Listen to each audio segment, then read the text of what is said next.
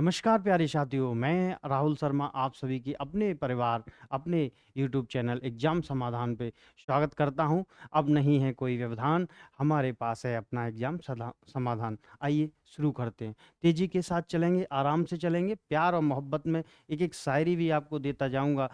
जीवन को एकदम मस्त बना देना है और सिलेक्शन ले लेना है, यही हमने ठाना है। तो चलिए शुरुआत करता हूँ, कल की पृष्ठभूमि बता देता हूँ। आपने अगर क्लास नहीं देखी है तो जाके देख सकते हैं। हमने मुगल डायनेस्टी शुरू की थी। मुगल डायनेस्टी में हमने बाबर और हुमायूं को समाप्त कर दिया था। अब शुरुआत करेंगे अकबर का। अकबर का आज हैप्पी बर्थडे मनाएंगे और अपनी चीज़ों को और अच्छे तरीके से किया जाएगा। आइए प्यारे साथियों शुरू करते हैं। हम पढ़ने जा रहे हैं अकबर। प्यारे साथियों, अकबर को मुगल डायनेस्टी का वास्तविक संस्थापक कहा जाता है। रियल फाउंडर की अगर बात की जाएगी तो अकबर होगा, बाबर नहीं होगा। बाबर तो लड़ता रहा, लड़ते ही मर गया, तो रियल फाउंडर नहीं हो सकता। वह तो कि सिर्फ भारत में आया, मुगल डायनेस्टी स्थापित की, स्थापित होते ही समाप्त हो गई। हुमायूं आए, हुमायूं ने चौसा का युद्ध लड़ा, विलग्राम का युद्ध लड़ा, उसके बाद हार गए। शेरशाह सूरी आए, फिर बैरम खां की मदद से दोबारा से सरहिंद का युद्ध लड़ा। दिल्ली सल्तनत की सत्ता तो उनके हाथों में आई, परंतु वह उसका उपभोग नहीं कर सके। वास्तविक रूप से जो रियल फाउंडर होगा वो अकबर होगा। लगभग 50 वर्षों तक सत्ता पे काबिज होगा और एक महान साम्राज्य का निर्माण करेगा। इसीलिए अकबर को महान किया जाता है। प्यारे साथियों, जो महत्वपूर्ण प्रश्न हैं, आइए उनकी चर्चा करते हैं। क्या क्या प्रश्न बन सकते हैं अकबर से। तो हम किस तरीके से पढ़ेंगे, पूरा फ्लो चार्ट मैं आपके सामने बना देना चाहता हूँ। जहाँ-जहाँ से प्रश्न आते हैं पहले उनको हम समझते हैं और फिर उनको याद कैसे करना है ये ज़िम्मेदारी मेरी है। बस आप देखते रहिए और आनंद लेते रहिए। पहले हम पढ़ेंगे प्रमुख वर्ष इसके जीवन के। पहले हम क्या पढ़ेंगे प्यारे साथियों? प्रमुख वर्ष पढ़ेंगे इसके जीवन। उसके बाद फिर हम क्या पढ़ेंगे? उसके बाद हम पढ़ेंगे कि इसने प्रमुख निर्माण क्या-क्या कराया? प्रमुख निर्माण क्या-क्या कराया?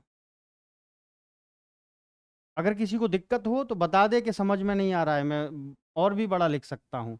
उसके बाद हम क्या पढ़ेंगे, इसने सामाजिक सुधार क्या-क्या किए, सैन्य सुधार क्या-क्या किए। उसके बाद नवरत्न काफ़ी फ़ेमस पॉपुलर रहा था, जिन कारणों से अकबर, तो उन नवरत्नों को भी हम पढ़ेंगे और याद करने के लिए ट्रिक का भी प्रयोग करेंगे। साम, दाम, भेद, दंड सबका प्रयोग करेंगे। ट्रिक भी बताऊँगा, कहानी भी बताऊँगा, बैकग्राउंड भी बताऊँगा। मेरा उद्देश्य है किसी प्रकार से भी आपको याद हो जाएँ, बस आप वीडियो को देखते रहिए और आनंद लेते रहिए। ये हमारा क्रम रहेगा। लेकिन रुकिए, रुकिए, जल्दबाज़ी ना कीजिए। जब भी आप किसी को पढ़ें, तो उसके माँ-बाप को भी जान लो, उसके जन्म को भी जान लो, ये सारी चीज़ें भी होनी चाहिए। तो चलिए, थोड़ी-सी पृष्ठभूमि में ये बता देता हूँ। यदा-कदा प्रश्न आ जाते हैं, जैसे अकबर का पूरा नाम ही पूछ लिया जाता है, अकबर का अर्थ पूछ लिया जाता है। तो अकबर का अर्थ होता है महान या सबसे बड़ा। क्या होता है? सबसे बड़ा, इसीलिए कहा जाता है अल्लाहू अकबर। इसका मतलब क्या है? जो सबसे बड़ा है, वह अल्लाह है, वह पाक परवरदिगार है, वह ईश्वर है। इसलिए अकबर का नाम क्या होता है सबसे बड़ा? तो अकबर अल्लाह था? नहीं, नहीं। यह तो मीर अली अकबर के नाम के कारण इनका नाम अकबर पड़ा। अब वो कौन थे? आइए समझ लेते हैं। तो पहले समझते हैं कि अकबर के पिता का नाम क्या था? कमेंट में बताइए। कल मैंने बताया था हुमायूं नाम था। हुमायूं का क्या अर्थ था? भाग्यशाली। इनकी माँ का क्या नाम था? तो हमीदा बानो, हमीदा बानो बेगम, हमीदा बानो बेगम। ठीक। अब इनकी जो माँ थी, इनके पिता एक पीर थे जिनका नाम था मीर अली अकबर, उन्हीं के नाम पर इनका नाम अकबर हो गया। उम्मीद है यह बात आपको समझ में आई होगी। आइए, मेरा जो कंसेप्ट है पढ़ाने का, उसको मैं शुरुआत करता हूँ। सबसे पहले हम देखते हैं प्रमुख वर्ष, फिर निर्माण, उसके बाद सुधार और नवरत्न। ओके? आदत रही है मुझको सदा उल्टा चलने की। प्यारे साथियों, उल्टे चलेंगे और नंबर बनाएंगे। आइए उल्टे कैसे चलेंगे? नवरत्न से शुरू करेंगे। नवरत्न, ये कौन है नवरत्न? तो अकबर के दरबार में 9 प्रमुख जो रहते थे उनको नवरत्न कहा जाता है। कौन कौन थे यह? तो बात बात पे एमडीएच, बात बात पे एमडीएच। अरे क्या बात बात पर MDH। ठीक है, MD। अब इसका मैं आपको अर्थ बता दूंगा। ठीक, तो इस बात बी का मतलब है बीरबल। अकबर का नवरत्न कौन? बीरबल। ए का मतलब अबुल फजल। अबुल फजल। अरे ए का मतलब अबुल फजल। टी का मतलब तानसेन। बी का मतलब यहाँ पे इसका मतलब हो जाएगा भगवान दास। भगवान दास या फैजी। ठीक है प्यारे, मेरे सभी प्यारे प्यारे बच्चों, मेरे जिगर के टुकड़ों, यहाँ पे ए का क्या मतलब होगा? यहाँ पे ए का मतलब हो जाएगा अब्दुल रहीम। यहाँ टी का मतलब टोडरमल। क्या होगा? टोडरमल। ये एम का मतलब क्या है? आइए ऊपर देख लेते हैं। मान सिंह। क्या है? मान सिंह। ठीक है, और डी का मतलब क्या होगा बताइए? ये डी है दो प्याजा, यानी मुल्ला दो प्याजा। मुल्ला दो प्याजा। और एच का मतलब हकीम। हुक्म। हुक्म हकीम या हकीम हुक्म। ठीक है, ये हो गए नाम। ट्रिक बता दी याद करने की। अब इनकी बैकग्राउंड को बता देता हूं जिससे आपको याद रहेंगे। तो बीरबल, ये बीरबल कौन है आइए समझ लेते हैं। बीरबल के बारे में आपको पूछ लिया जाएगा, जैसे बीरबल का मूल नाम क्या था। कई बार प्रश्न पूछा गया, SSC CGL 2008 में, 2007 में, 2016 में, फिर इसको घुमा के पूछ लिया गया कि महेश दास का अकबर ने क्या नाम रख दिया था। तो महेश दास का नाम अकबर ने क्या कर दिया था? बीरबल। तो इसका मूल नाम क्या था? महेश दास। मूल नाम क्या था? महेश दास था। महेश दास। UPSSC ने पूछा कि वह एकमात्र हिंदू कौन था जिसने दीन इलाही धर्म को स्वीकार किया। तो वह भी कौन हो जाएगा? बीरबल हो जाएगा। वह भी कौन हो जाएगा? बीरबल हो जाएगा। ठीक है, इसके बाद हमने कौन पढ़ा? हमने पढ़ा अबुल फजल को। बात बात पे MDH में। तो अबुल फजल कौन है? अबुल फजल और फैजी ये दोनों भाई हैं। इन्हें ट्रांसलेशन डिपार्टमेंट अकबर ने सौंपा हुआ था। तो ये क्या करते हैं? ये महाभारत का फारसी में अनुवाद कर देते हैं। किस नाम से? रज़्मनामा नाम से। किस नाम से? रज़्मनामा नाम से। यह रामायण का फारसी में अनुवाद कर देते हैं। किस नाम से? रम्मनामा नाम से। कई बार पूछा गया है ये प्रश्न। यहाँ से जो जो महत्वपूर्ण प्रश्न हैं हम अभी उनकी चर्चा कर रहे हैं। तो किस नाम से किया गया? रज़्मनामा, रम्मनामा नाम से। इन्हीं अबुल फजल ने और क्या किया? तो इन्होंने जो भी आयुर्वेदिक ग्रंथ थे उनका फारसी में अनुवाद कर दिया।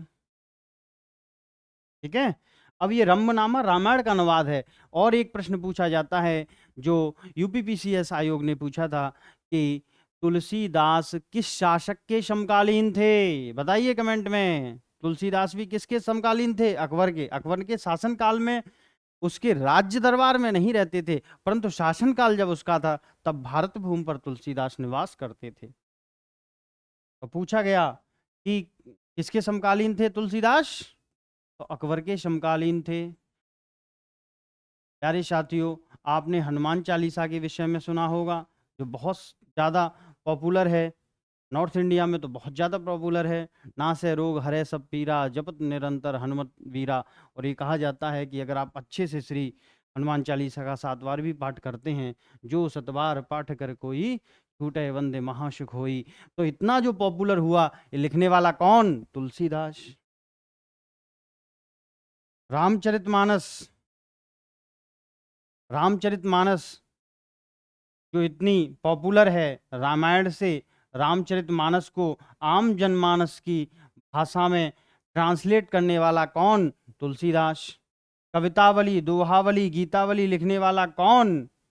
तो वो हैं तुलसीदास। ठीक है, इसके अलावा सूरदास होंगे। सूरदास, तो सूरदास भी अगर पूछ लिया जाए, सूरदास अभी नहीं पूछा गया है, मैं अपने से बता रहा हूँ। तुलसीदास को पूछा गया कि तुलसीदास किस शासक के समकालीन थे, तो अकबर। अगर पूछ लिया जाए कि रहीमदास किसके शासन के किस शासक के समकालीन थे, तो अकबर। तुलसीदास, चाहे सूरदास, चाहे रहीमदास हो, ये तीनों के तीनों किसके समकालीन हैं, तो हमारा जवाब क्या होगा? हमारा जवाब होगा अकबर। सूरदास की एक रचना है सूर सागर। सूर सागर ये कई बार पूछी गई है। इसको आप स्टार लगा लीजिए और आगे मैं लिख देता हूँ इसके कौन, तो इसके आगे मैं लिख देता हूँ सूरदास। उम्मीद है ये बातें आपको समझ में आई होंगी। आप अपने जहन में इनको बिठा लीजिए, क्योंकि ऐसे ही प्रश्न आपको एग्जाम में निश्चित रूप से पूछे। ठीक, इसके बाद हम टोडरमल पे आ जाते हैं। टोडरमल जो है यह रेवेन्यू रिफॉर्म करता है। टोडरमल जो है ये क्या करता है? राजस्व सुधार करता है अकबर के शासनकाल में। टॉप क्लास का रेवेन्यू रिफॉर्मर है, टॉप क्लास का इकोनॉमिस्ट है ये अकबर का। यह दहशाला पद्धति लेके आता है, दहशाला पद्धति। इससे क्या होता है कि किसानों को भी फायदा हो और राजा को भी फायदा हो। 10 साल में जिस भूभाग में जो जो अनाजों की पैदावार हुई है, उसके औसत के आधार पर सिर्फ 1/3 टैक्स के रूप में दिया जाए, और बाकी का जो भी अन्न है वह जो कृषक कर रहे हैं वह उसका उपभोग करें। तो दहशाला पद्धति लेके आया कौन? टोडरमल। टोडरमल जो ये है यह शेरशाह सूरी के शासनकाल में भी रहा, अकबर के शासनकाल में भी रहा।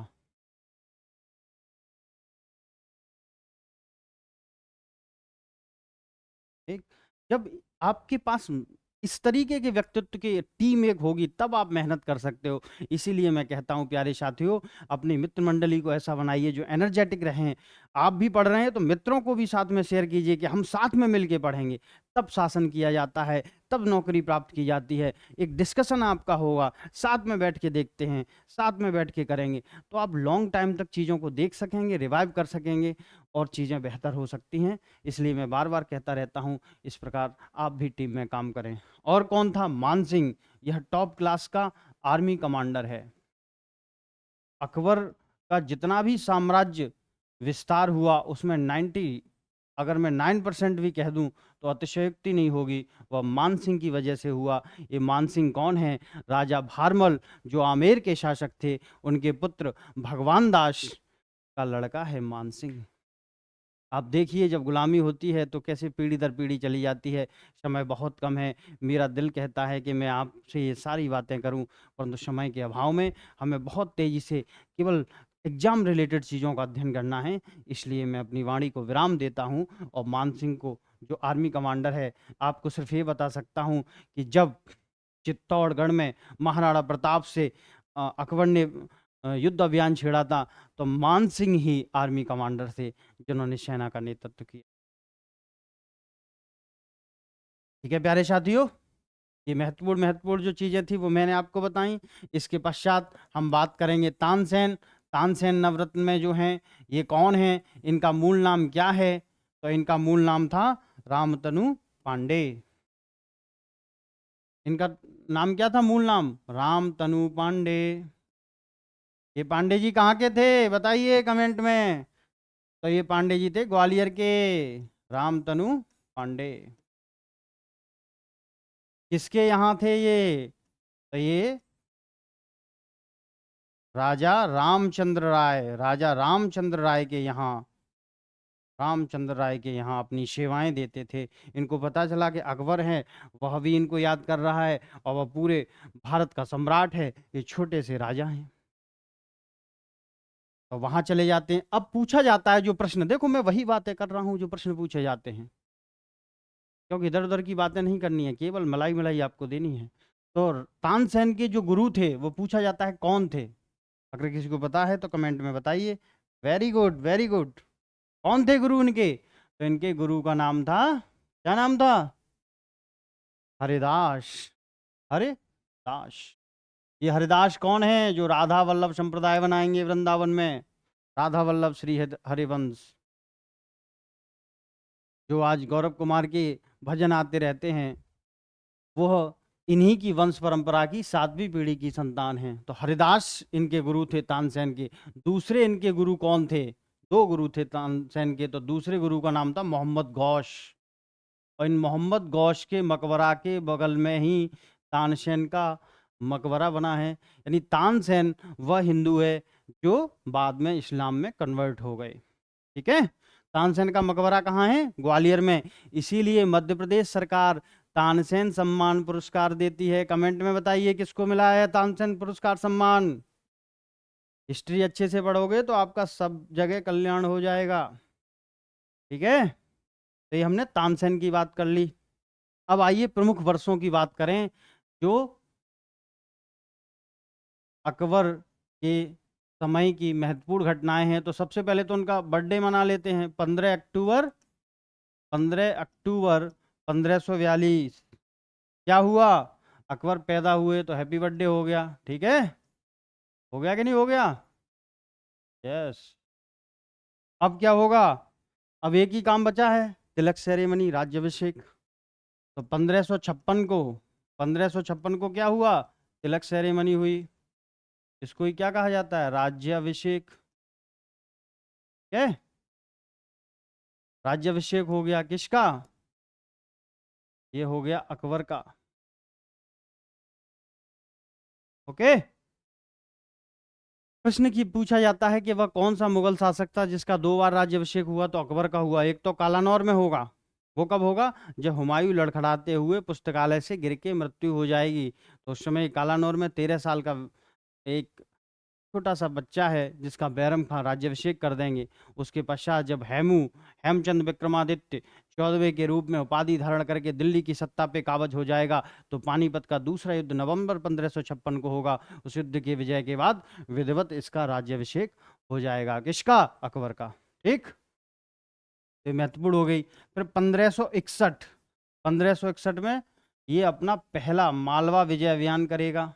मालवा विजय अभियान करेगा अकबर, तो ये महत्वपूर्ण हो जाता है। ठीक है, इसके बाद 1562, इसमें क्या करेगा? दास प्रथा का अंत कर देगा। पूछा जाएगा मध्यकालीन भारत का वह कौन सा शासक था जिसने दास प्रथा को समाप्त किया? अकबर। इसीलिए अकबर को महान कहा जाता है। पर अकबर प्रॉपर नाउन है अभी, तो ये प्रॉपर नाउन कॉमन नाउन बन जाएगी। इंग्लिश वाले सर जो आपको बताते हैं, अभी ये व्यक्तिवाचक संज्ञा है, बाद में ये जातिवाचक हो जाएगा। यानी अकबर एक आइडेंटिटी हो जाएगा, दास प्रथा को समाप्त कर देगा, अकबर महान हो जाएगा। तो फिर प्रश्न पूछे जाते हैं कि दक्षिण का अकबर किसे कहा जाता है? बंगाल का अकबर किसे कहा जाता है? कश्मीर का अकबर किसे कहा जाता है? और दिल्ली सल्तनत का अकबर किसे कहा जाता है? क्यों? क्योंकि इसने ऐसे ऐसे सुधार किए जिनको मैं आपको बताऊंगा कि वो कैसे कैसे सुधार थे। ये सारे प्रश्न पूछे गए। कश्मीर का अकबर किसे कहा जाता है? जैनुल आबदीन। बंगाल का अकबर किसे कहा जाता है? हुसैन शाह को। दिल्ली सल्तनत का अकबर किसे कहा जाता है? तो फिरोज शाह तुगलक को। इशारे के सारे प्रश्न पूछे गए हैं। प्यारे साथियों, अकबर पढ़ना बहुत महत्वपूर्ण है, बहुत महत्वपूर्ण है जीवन के लिए भी, आइडेंटिफिकेशन के लिए भी। किस प्रकार से जब विपरीत परिस्थितियां आएँ तो हम कैसे निर्णय ले सकते हैं, किस प्रकार से हमें बुद्धिजीवियों को चुन चुनकर अपने जीवन में उनका सहयोग लेना चाहिए, यह सीखने का भाव हमें अकबर से मिलता है। आइए हम शुरू करें। 1563 में अकबर क्या करता है? तीर्थ यात्रा कर समाप्त कर देता। अब मैं आपको बताऊंगा, अभी अभी तो ये बता रहा हूं कि क्या क्या था, फिर कैसे कैसे किया था ये बताऊंगा। याद कराने की भी जिम्मेदारी मेरी है, घबराना नहीं है कि इतने सारे वर्ष हमें कैसे याद होंगे। जैसे मुझे याद हुए वैसे ही आपको याद होंगे, बस आप देखते चलिए। 1564 में क्या करता है? जजिया कर समाप्त कर देता है। क्या करता है? जजिया कर समाप्त कर देता है। आइए पहले मैं लिख ही देता हूँ। 1571, 1573, 1575, 1578, 1579, 1582। ठीक है, इसके बाद 1583, 1585, उसके बाद 1601 और 1605। ये महत्वपूर्ण वर्ष हैं जो इतनी सारी हैं, इनको हम बारी बारी से पढ़ते हैं, समझते हैं और देखते हैं। 1571 में क्या करता है? फतेहपुर सीकरी को राजधानी बनाता है, फतेहपुर सीकरी को राजधानी बनाता है। ठीक है, राजधानी। प्यारे साथियों, एक मिनट, फतेहपुर सीकरी राजधानी। 1573 में क्या करता है? बुलंद दरवाजा बनवाता है, बुलंद दरवाजा। सब बताऊंगा, विस्तार में भी बताऊंगा, याद भी करवाऊंगा, बस आप मेरे साथ बने रहिए। 1575 में क्या करता है? 1575 में इबादत खाना बनवाता है, इबादत खाना। ठीक है, कमेंट में यस कीजिए अगर आ रहा है समझ में, नहीं आ रहा है तो नो कीजिए, कोई जबरदस्ती नहीं है। 1578 में क्या करता है? इसको ओपन टू ऑल कर देता है, सबके लिए खोल देता है इबादत खाना, सारे धर्मों के लिए। 1579 में क्या करता है? मजहर, मजहर की घोषणा करता है, इसको मजहर नामा कहा जाता है।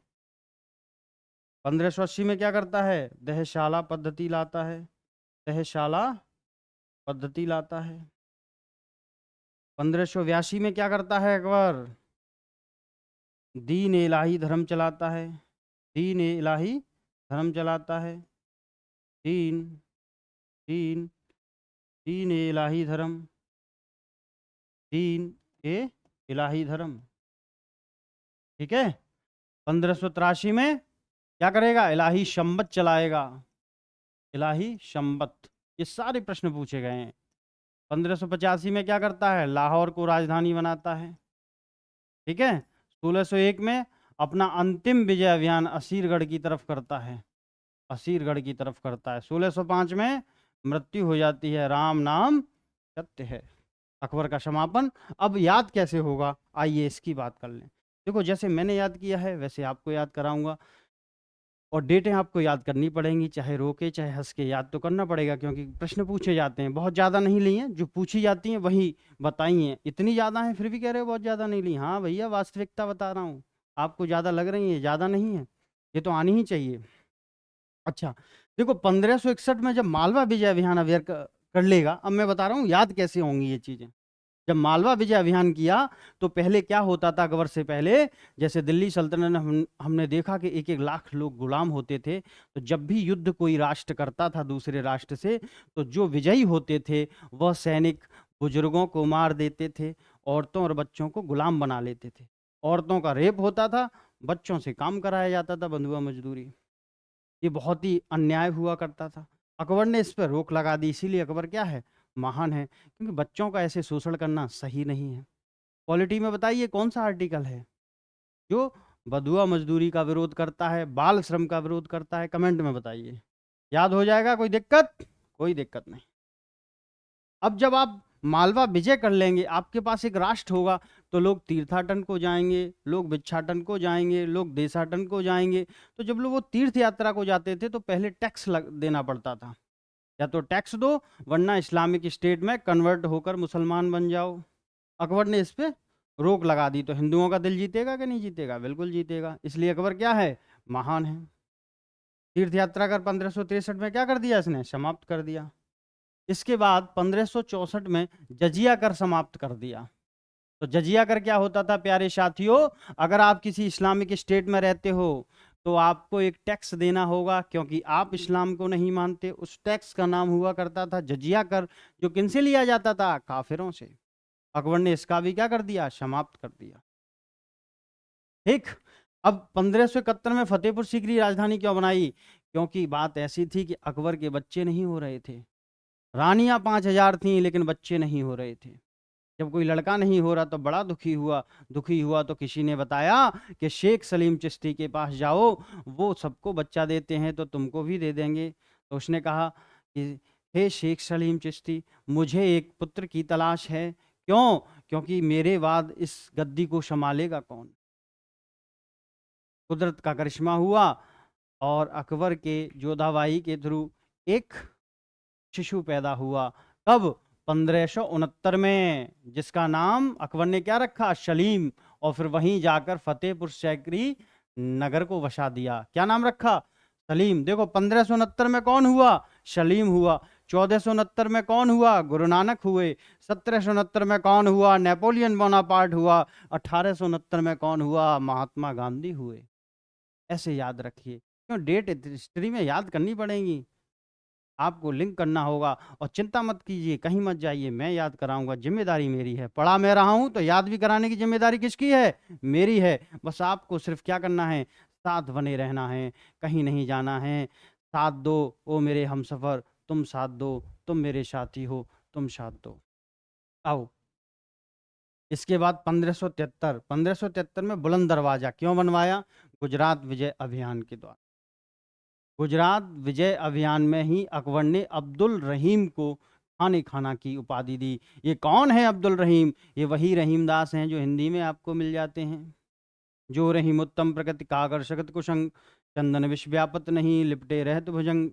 ये वही रहीमदास हैं जिन्हें खाने खाना की उपाधि किसने दी? अकबर ने। और एक प्रश्न पूछा जाता है, यहीं पे बता दूंगा, कहीं मत जाइए, कि किस विजय अभियान में अकबर ने पहली बार समुद्र देखा और समुद्र देखकर हतप्रत रह गया? तो गुजरात विजय अभियान में। और एक प्रश्न पूछा जाता है, कौन सा? कि अकबर के विजय अभियानों में सबसे द्रुत गति का अभियान कौन सा था? तो गुजरात विजय अभियान था। और गुजरात विजय अभियान को जीतने के बाद सीकरी शहर का नाम फतेहपुर सीकरी रखा, फतेहपुर सीकरी नगर बसाया और वहां एक दरवाजा बनवाया जिसको क्या कहते हैं? बुलंद दरवाजा। और एक प्रश्न पूछा जाता है, क्या पूछा जाता है?